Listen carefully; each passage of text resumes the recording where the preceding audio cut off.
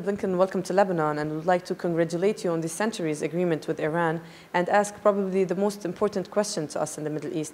What will be the impact of this agreement on the region? I think what all of us will get is an Iran without a nuclear weapon. And that's very important because Iran with a nuclear weapon, I think, would be emboldened to take other actions that destabilize other countries. There are no side agreements. The negotiations that took place concerned only the nuclear issue, no other issues. There are lots of stories about how other issues were involved. It's simply not true.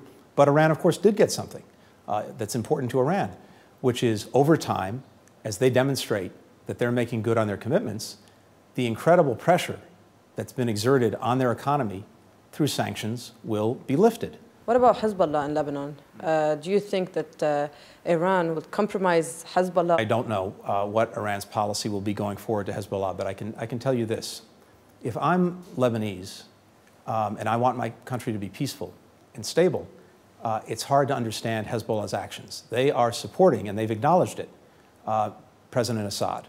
They are his lifeline. And as a result, the conflict in Syria is continuing longer than it otherwise would. And that means two things. It means that more and more refugees are coming into Lebanon, which is very difficult despite Lebanon's generosity to take. And it also means that Daesh recruits more and more people because of the abuses of Assad.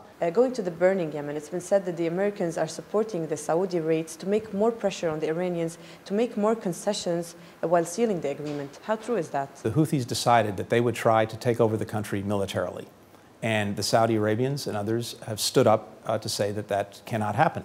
And we strongly support those actions. And we also, of course, support Saudi Arabia in defending itself from the threat that the Houthis pose to them. But the purpose of these actions must be to move people back to the negotiating table, including the Houthis. Did the Americans let go of their biggest ally in the Middle East to make Iran their key ally now? It's not. In fact, I'm going from Lebanon to Saudi Arabia to consult with our close partners. We've been working very closely with them over the last 6 years to strengthen their capacity to deal with challenges to their security. We're now looking at additional steps that we can take. And again, it comes back mostly to Iran. And the hope is that with the nuclear agreement, that will have some impact over time on Iran's broader policies. And if that's the case, everyone will be better off. But until that's the case, we will stand very strongly against the actions that Iran is taking in the region, and we'll stand with Saudi Arabia and other countries. Will you stand with Lebanon to choose their own president? Yes, absolutely. Not having a president in place is paralyzing Lebanon, making it impossible to take critical decisions. We strongly urge our friends here to make a decision, to find a president.